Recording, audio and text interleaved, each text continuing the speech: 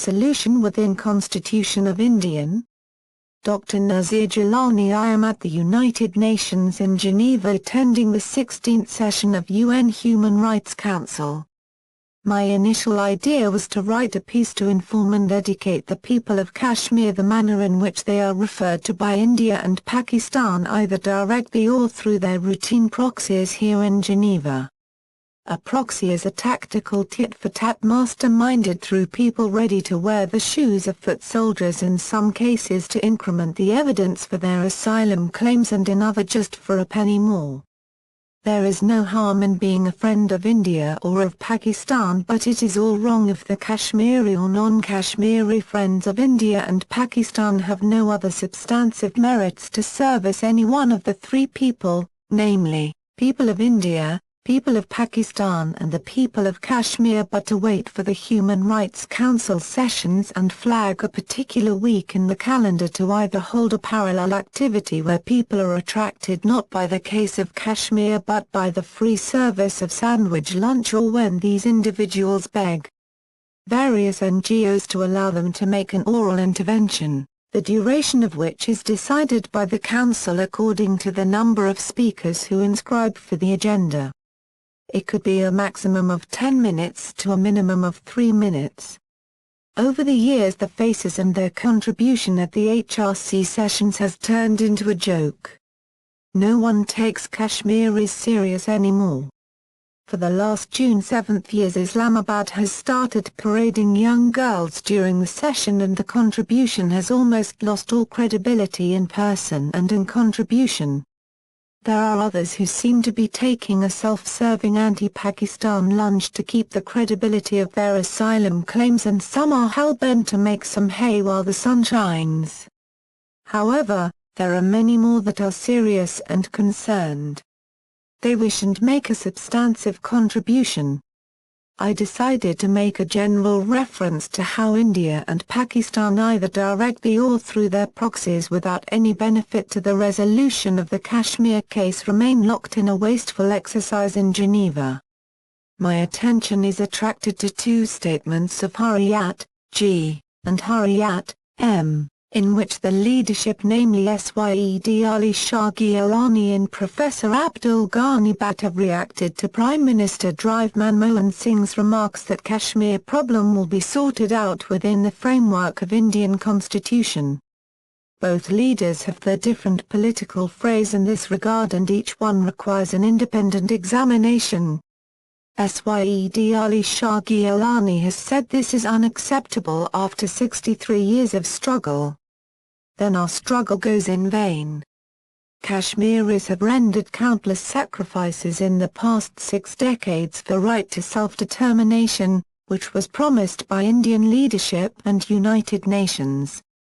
The other alternative to right to self-determination is tripartite talks between India, Pakistan and true representative of Kashmiris in any third country, and then the issue should be resolved in its historical perspective. It is our duty to assist our leaders so that there is no cause of concern in regard to their understanding of the Kashmir case and in the use of their political phrase in 2011. Syed Ali Shah Gilani without doubt is a credible character in Kashmir politics. However, how reliable is his understanding of the Kashmir case and the broad spread of India and Pakistan and their proxies in the three administrations of Kashmir and outside Kashmir is a serious question. How much has his faction of Hurriyat contributed in allowing and either directly encouraging or silently consenting to a proxy in Islamabad and in some other capitals of the world is another important question. On the one hand, we seem to be invoking the 63 years of struggle for self-determination and blame India, maybe rightly, for making a promise at the UN and not keeping it, and on the other we seem to be making a mockery of our political stand when we let Pakistan off the hook for its failure of not raising the Kashmir question at the UN from November 1965 to August 1996 for about 32 years. We also fail to remember that Kashmiri leaders volunteered to distance from UN mechanism on Kashmir and were mad in proving the best salespersons to sell the Musharraf's 4-point formula on Kashmir. One wonders that as to how, and without a final denial from India or Pakistan nor without any public debate, Syed Ali Shah Gilani has offered an alternative to self-determination. It is not only India and Pakistan but all member nations of the UN are a party to the UN mechanism on Kashmir. It is not clear what principle or criterion has been used to offer the alternative and shortlist India, Pakistan and true representative of Kashmiris. We should note that even NC, PDP, Congress, Communist Party and independents have been entrusted with a duty by the real people, and they also qualify the test of principality set by the UN resolutions. Under this test, a large number of political parties in both factions of Hurriyat would not qualify to represent the people of Kashmir. The alternative offered by Syed Ali Shah Gilani is also flawed. Hurriyat, G. does not want to talk to India within the framework of Indian constitution.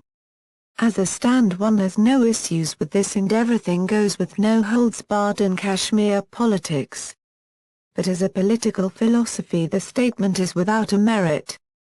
Government of Kashmir has an agreement with the Government of India, and invoking the terms of the agreement shall bring in the Constitution of India. More so, India and Pakistan continue to talk within the framework of their respective constitutions. The alternative of tripartite talks between India, Pakistan and true representative of Kashmir is in any third country offered by Hurriyat embeds that India and Pakistan would be guided by the wisdom of their respective constitutions during the tripartite talks. Pakistani administration cannot afford to violate Article 257 of the Constitution, which relates to its future stand on Kashmir. And if Pakistani establishment dares to do so, it is to face a possible demand of evacuating the territories of AJK and Gilgit and Baltistan. It may be more helpful if India and Pakistan remain truthfully guided by their constitutions and the Hurriyat remains dutifully guided by its own constitution adopted on July 31, 1993. It would be more helpful if J&K government remains guided by Article 4 of the Constitution and government of AJK by the preamble of the Act 1974. Syed Ali Shah Gilani needs to bear in mind the caution of UN Security Council given to the J&K government, National Conference, in its resolution of March 30, 1951. Kashmir question, right of self-determination of all people cannot be decided by the toss of a coin. UN mechanism, role of member nations of UN, constitutions of India, Pakistan, J&K, AJK, Hurriyat constitution all have a role and need to be referred to the people of the state of Jammu and Kashmir for a solution. An alternative could not be trusted to real representatives of Kashmir, most of who have almost become unrecognizable since 1990. The threat does not come from the Constitution of India. In fact, the real threat remains in the shape of people who have traded, by the support of Hurriyat, the Kashmir case since 1990 and have no other hobby or vocation but to translate the desires of the establishment to keep performing free Hajj, Umrah, enjoy foreign trips, keep parading at the Human Rights Council in Geneva, OIC meets and do all that profits them and their families at the cost of the suffering of the people of Kashmir. Author is London-based Secretary-General of JKCHR, NGO in special consultative status with the United Nations and can be mailed at dr-nazirgilani@jkchr.com.